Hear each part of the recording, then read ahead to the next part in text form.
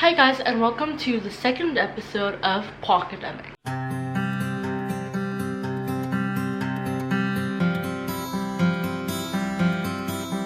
So in today's episode, we will be touching on the literature section of the World Scholars Cup curriculum. So the first poem I would like to talk about is The New Colossus by Emma Lazarus. So what is the Colossus? Colossus was once considered one of the ancient wonders of the world until it was destroyed by a devastating earthquake in 226 BC. Parts of it were preserved, but there has never been a decisive plan of action to reconstruct the statue. Coincidentally, it was roughly as tall as the Statue of Liberty. The city of Rhodes made the Colossus to basically mock the city of Cyprus after the unsuccessful invasion of their territory. Emma Lazarus describes the Statue of Liberty as the symbolic successor to the Colossus of Rhodes, greeting visitors with its enormous figure. She implies a humble origin for the Statue of Liberty, which is a contrast to the extravagant circumstances the Colossus is built upon. While the Colossus was made as a show of force, a deterrence to those who wish to bring destruction to Rhodes, the Statue of Liberty embraces those who passes the Sunset Gates of New York. The poem was written in 1883 and was intended to raise awareness for the implementation of a pedestal onto the statue. The poem of the New Colossus is very relevant to today's political climate, especially with the whole immigration laws in the US. The next poem I'll be talking about is White Boy Time Machine Override by Gwen. I'm sorry if I pronounced that wrong. So in this poem, he talks about colonization. So in this poem, the main character, who is supposedly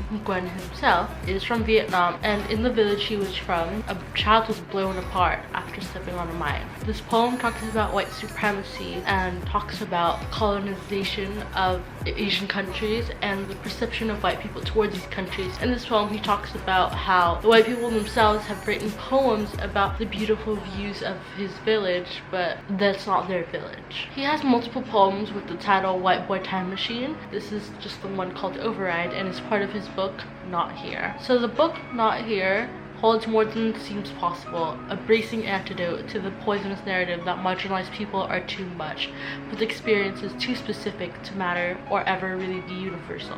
In this poem itself, he talks about how everything he sees in the village just reminds him of the colonization that it went through. And also in this poem, he talks about his family and says that he wants to tell his mother about these poems, but never really does. The next piece I'll be talking about is actually a short story called The Yellow Wallpaper by Charlotte Perkins Gilman, and I actually read this story for English class. So The Yellow Wallpaper follows the main character who suffers from postpartum depression, which is depression suffered by a mother following childbirth, typically arising from the combination of hormonal changes, psychological adjustments to motherhood, and fatigue. So her husband, named John, is a doctor and decides to take her to the countryside and put her on rescue. So she's not really allowed to do anything ever. They tell her she can't really work anymore. So she moves to this countryside, which is in the middle of nowhere, and she's isolated from society. And her husband doesn't even really let that many visitors. She even asks if we can have these people come over, and he says no, you need to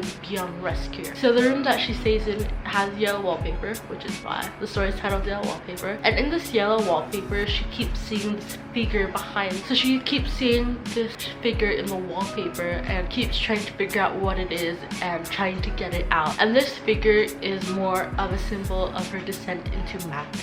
At the end of the story, she's kind of gone crazy over seeing this figure in the wallpaper so many times over and over. She decides to lock all the doors when her husband leaves and rips down all the wallpaper, and this is really when she goes crazy. And then her husband sees and passes out. So this story discusses alienation due to mental illness and even gender roles itself. So the story itself was written in the 19th century, and back then mental illness wasn't really treated the way physical illnesses are, and especially not the way mental illness is perceived now. Even in the story itself, John's sister, who is their caretaker, believes that what's making her sick is the writing. The interesting thing about the story is it's from a first person's perspective, and we don't even know the name of the main character. We can assume it's Charlotte herself. The story itself kind of has a format of a diary entry where she's like, today I did this, blah blah blah, and then there's like a break, and then she's like, today I did this, blah blah blah. And as the story progresses, each entry gets shorter and shorter and shorter, which also helps show her descent into madness. When I talk about her descent into madness, not only is the descent into madness from her mental illness, from her postpartum depression, but also from isolation from people physically and mentally. This poem really fits with the theme of A World on the Margins because it focuses on mental illness, and also focuses on gender roles because people will tell her, oh, you can't write. Apparently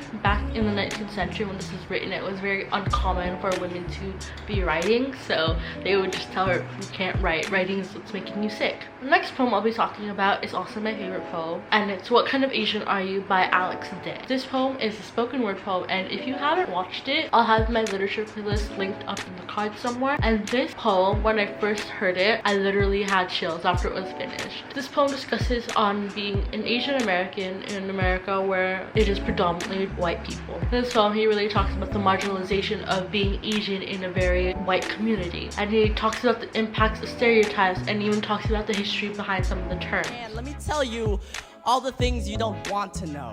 Like how chink comes from the clanking of metal to railroad as the slaves built train tracks for this country to be connected. Like how the zipper head down the street is called that because of the way our heads split open when struck with assault weapons, or how jeeps ran over and left marks across corpses and someone clever thought that we were only good to unzip. So the reason why Alex Day wanted to write this poem is because he had been writing a lot of slam poetry, and he really wanted to write about something that really scared him and a topic that is kind of controversial, and he decided to write about race. I remember in the interview I watched with him, he talked about how he didn't even research, so he wrote most of his poem based off his own experience. One of the dates he talks about in the poem is June 11, 1963. So I want to give some context on what actually happened on that date. So on June 11, 1963, there was a Vietnamese Buddhist monk whose name I can't pronounce, so I'll put it here. So basically this monk burned himself to death at a major intersection to protest the oppression of Buddhists by the government of President Morrow. I'm so sorry for all my mispronunciations of this video. A historian later talked about this event by saying, many point to the self-immolation as a single event that turned the US government against Morrow through a series of events and personality clashes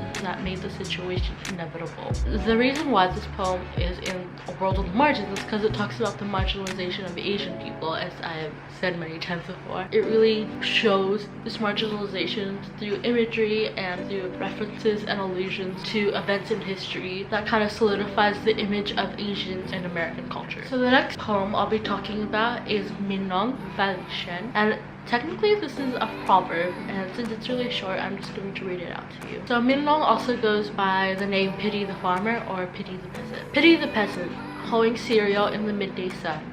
His sweat drops and nourishes the grain of the earth, but few people know his supper is nothing but hard work. Parents teach this poem to their children to remind them to eat everything on their plate. This poem talks about how we should be grateful for the food we eat because the farmers had worked so hard to produce the food for us. And it has a rhyme scheme of AABA. The reason why this really fits into the theme of marginalization and A World on the Margins is because it talks about the farmer, a group of people who are very overlooked but has done so much for society. And with that, that is the last poem of this video, and this will also be the last episode of the series, at least for this year. I hope you guys all enjoyed this video, and hopefully I'll be doing more of these next year. We'll see. Yeah, don't forget to like, comment, and subscribe for more videos, hopefully like this, and comment down below if this video actually helped. And yeah, bye. Roll the credits.